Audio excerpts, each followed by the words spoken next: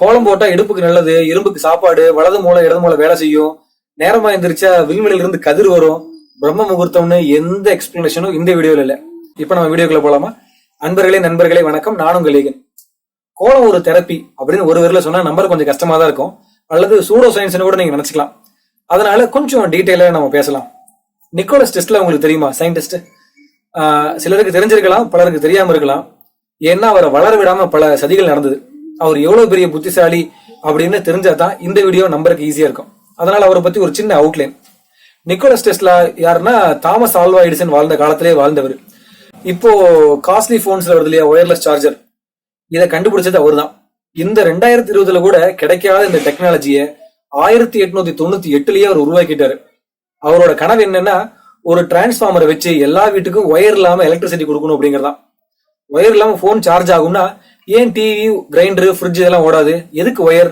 அதுல பிளாஸ்டிக், இதெல்லாம் எதுக்கு? சரிதானே? இப்போ அவர் எவ்வளவு பெரிய ஆளுன்னு உங்களுக்கு புரிஞ்சிருக்கும். இப்போ நம்ம சப்ஜெக்ட் வருவோம்.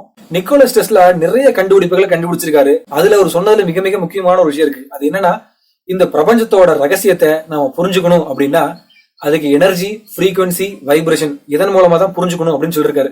அதாவது தமிழ்ல ஆற்றல், அதிர்வெண் சொல்லலாம். சோ எனர்ஜி, ஃப்ரீக்வன்சி, வைப்ரேஷன் எவ்வளவு முக்கியம் அப்படின்னு உங்களுக்கு புரிஞ்சிருக்கும்.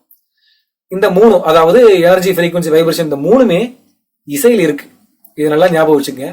நாம கேட்கக்கூடிய அனைத்து சப்தங்களும் ஹார்மோனிக்ஸ் எல்லாம் ஆனது. ஒவ்வொரு ஹார்மோனிக்ஸ்க்கும் ஒரு ஃப்ரீக்வன்சி இருக்கு. இசை எங்கிருந்து வருது அப்படின்னு 80s 90s கிட்ஸ் கேட்டோம்னா ராஜா சாரோட ஹார்மோனியம் போட்டியில இருந்து வருது அப்படின்னு நம்ம சொல்லுவோம். ஸோ சரியான அதிர்வெண்ணும் சரியான ஹார்மோனிக்கும் சேரும் போது நல்ல இசையை நம்மளால கேட்க முடியும்.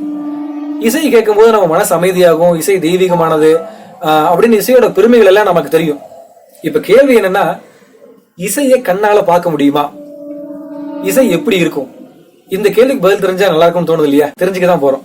சவுண்ட் டொமைனா விஷுவல் டொமைனா மாத்தினா எப்படி இருக்கும் அப்படின்னு சயின்டிஸ்ட் ட்ரை பண்ணி பாக்குறாங்க. இதை நம்ம ஸ்கூல்ல கூட நம்ம படிச்சிருப்போம், ஃப்ரீக்வன்சி அப்படிங்கிற லெசன்ல. ஒரு பிளேட்ல மாவை கொட்டி மியூசிக்கல் வைப்ரேஷன் அஃபெக்ட் பண்ற மாதிரி வச்சோம்னா ஒவ்வொரு ஃப்ரீக்வன்சிக்கும் ஒவ்வொரு பேட்டர்னா மாறுது. ஓகே, சிம்பிளா ஒரு வழியில சொல்றேன் நான். இசை எப்படி இருக்கும்னா,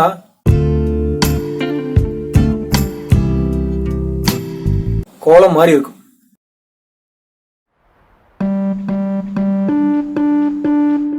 Plate and the different shapes of plates and what different patterns would be created because of those shapes. கீழே டிஸ்கிரிப்ஷன்ல வேற சில வீடியோஸோட லிங்க் தரேன், பாருங்க.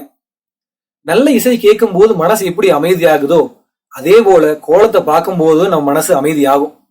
நம்ம வீட்டுக்கு வர்றவங்க என்ன மனநிலை இருந்தாலும் சரி, கோலத்தை பார்க்கும் போது அவங்க மன அழுத்தம் குறைஞ்சு இசையை கேட்கும் போது எப்படி சாந்தம் அடையுமோ அதே மாதிரி கோலத்தை பார்க்கும் போது அவங்க மனசு சாந்தி அடையும். ஆக்சுவலா இத வெளிநாட்டுக்காரங்க டாக்டர்ஸும் சயின்டிஸ்ட்லாம் இதை சைமா தெரப்பி அப்படின்னு சொல்றாங்க.